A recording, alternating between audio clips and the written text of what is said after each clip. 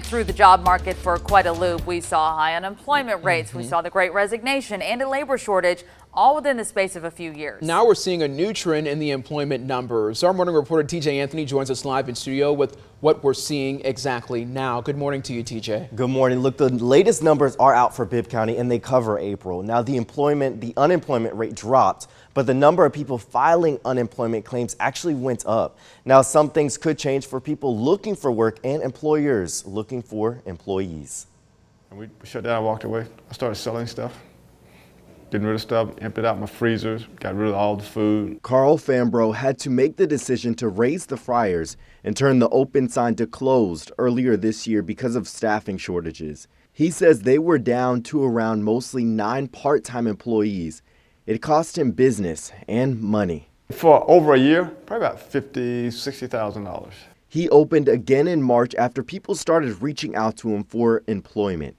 He was one of the several business owners providing unemployed people jobs in the past few months. So the unemployment rate dropped in April 0.7% down to 3.2% for Macon and Bibb County. Middle Georgia State University economist Greg George says Bibb saw an uptick in the number of unemployment claims. He says the odd things going on with the economy stem from the Federal Reserve increasing interest rates, which George says will pause temporarily. The idea of increasing interest rates was to slow down inflation, and that usually comes at the expense of higher unemployment. The lower unemployment Bibb is seeing could impact business owners. Just because the labor supply right now is a little bit short, that's good for workers, but it's bad for employers. George says we could see a tighter job market for low-skilled jobs, like ones that don't require a college degree. Maybe some of the low-skilled workers are finding a harder time finding a job, but the high-skilled workers are still in high demand. So we can see a splitting of the labor force a little bit like that.